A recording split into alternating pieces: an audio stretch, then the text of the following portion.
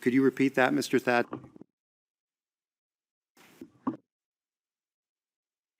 Thank you. Faleminderit, zoti Thatche. Më 6 janar, ju tha që nuk jeni fajtor për asnjë nga pikat e aktakuzës dhe më 24 prill 2025, po ashtu tha që nuk jeni fajtor për asnjë prej akuzave në aktakuzën e konfirmuar të rishikuar. A konfirmoni pafajësinë tuaj, zoti Thatche?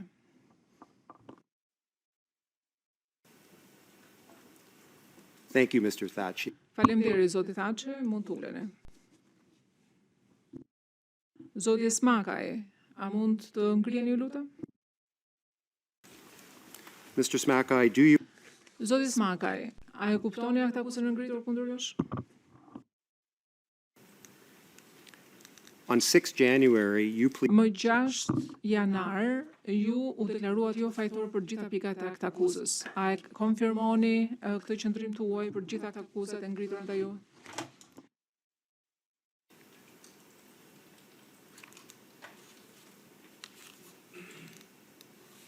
Thank you, Mr. Smakaj. You may be seated. Faleminderit, zoti Smakaj, mund të uleni. Mr. Killai, could you please Zoti Kilaj, ju lutem ngrihuni në këmbë. do you Zoti Kilaj, a e kuptoni aktakuzën e ngritur ndaj jush?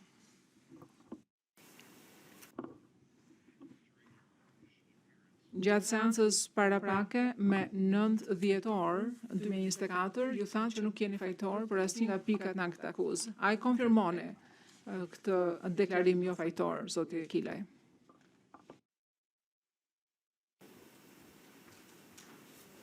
Thank you, Mr. Killai. Faleminderit, zoti Kilaj, mund të uleni. Zoti Fazliu, ju lutem ngrihuni në këmbë. Zoti Fazliu, a e kuptoni aktakuzën e ngritur kundër jush?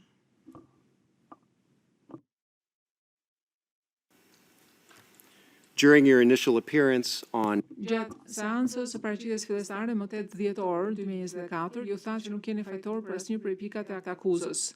A e konfirmoni këtë gjë edhe sot për akuzat ndaj jush, zoti Fazliu? Si pafajshëm.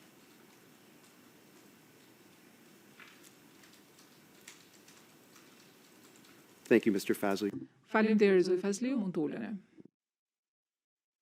Could you please Zoti Kuçi, ju lutem ngrihu në këmbë.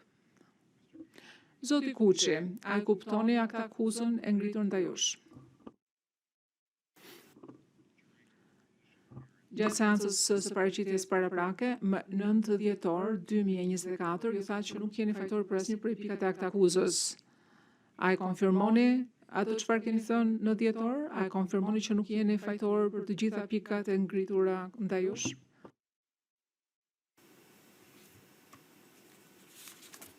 Thank you very much. You may be seated. Shumë mirë, mund të uleni.